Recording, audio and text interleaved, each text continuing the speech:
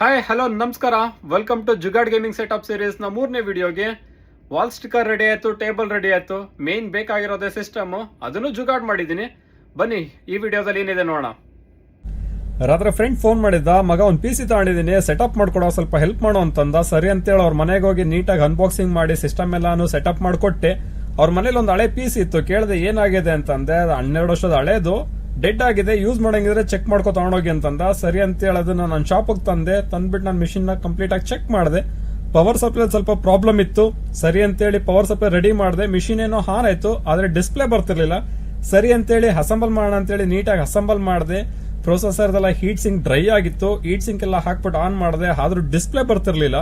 ಸರಿ ಅಂತ ಅದೇ ಟೈಮು ಕರೆಕ್ಟ್ ಆಗಿ ನನ್ನ ಶಾಪ್ ಎದುರುಗಡೆ ಫೇಮಸ್ ಆಗಿರುವಂತ ಡಾಗ್ ಸತೀಶ್, ಬಿಗ್ ಬಾಸ್ ಖ್ಯಾತಿ ಅವ್ರ ಹತ್ರ ಎಲ್ಲ ಫೋಟೋಸ್ ಕೇಳ್ತಿದ್ರು. ಅವ್ರು ಆ ಕಡೆ ಹೋಗ್ತಿದಂಗೆ ನನ್ನ ಕೆಲಸ ನಾನು ಶುರು ಮಾಡಿದೆ.